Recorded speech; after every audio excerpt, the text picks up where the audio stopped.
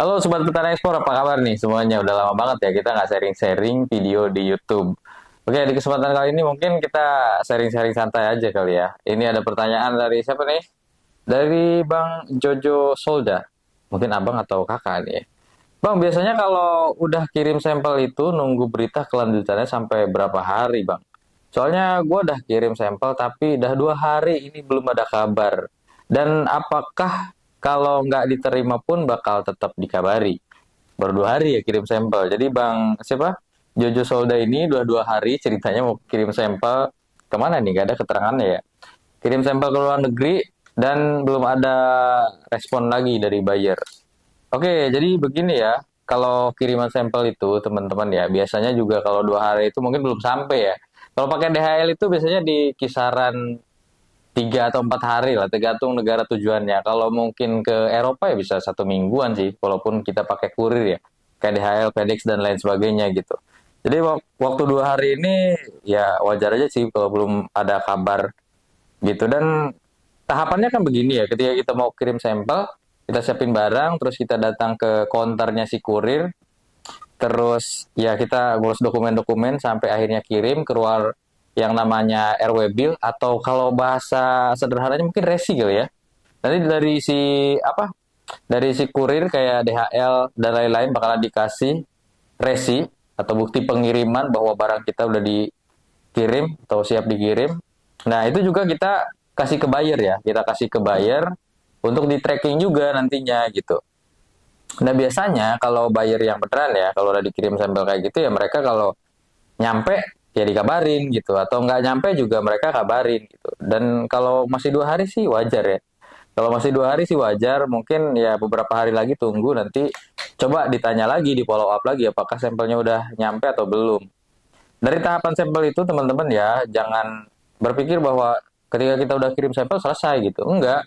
Nanti pas udah kirim sampel juga pasti di luar negeri atau di bayarnya juga bakalan memasuki tahapan-tahapan selanjutnya kayak contoh sederhananya ya diuji lab di sana gitu atau cuma sekedar mungkin dilihat produknya udah standar sesuai standar mereka atau belum.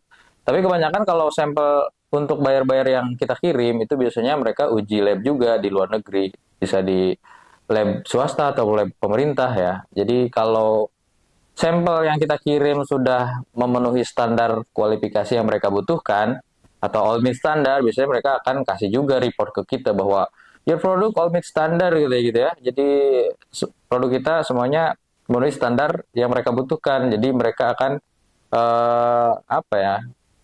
Melanjutkan ke tahapan berikutnya kayak mulai membicarakan masalah harga yang lebih serius ya.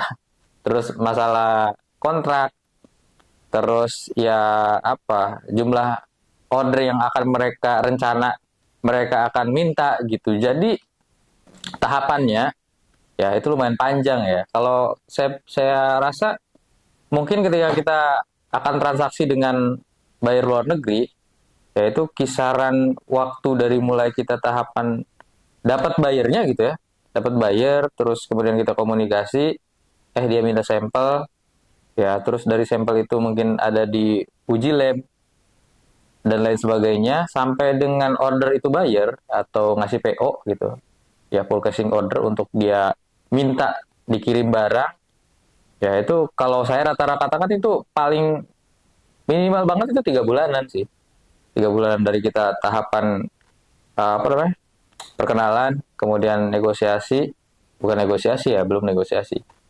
Ya itu ngomongin produk sampai kirim sampel, terus nanti setelah sampelnya sesuai dengan standar yang mereka butuhkan, kemudian masuk ke tahapan apa namanya ngomongin masalah harga sampai terjadi deal dan turun PO itu minimal banget yang saya alami ya itu kisaran 3 bulanan sih.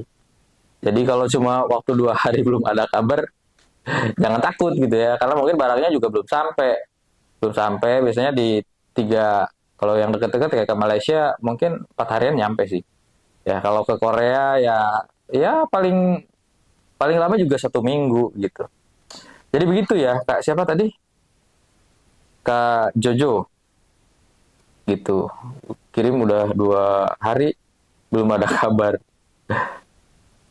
Sampel itu nunggu berita kelanjutannya sampai iya. Jadi kalau misalkan belum ada feedback dari buyer atau belum ada kabar dari buyer ya kita follow up dong, kita WA gimana sampelnya udah sampai belum gitu. Tanya aja pakai bahasa Inggris ya. Oke, teman-teman ya, kurang lebih seperti itu kalau untuk menjawab pertanyaan dari Kak Jojo ini. Kalau ada pertanyaan lain seputar ekspor ditulis aja di kolom komentar. Ini masih bingung nih bikin apa namanya? Bikin konten apa nih di YouTube ya. Udah lama soalnya nggak main YouTube ini ceritanya teman-teman ya. Mungkin nanti besok kita main aja kali ya ke hutan buat liatin pohon aren ya.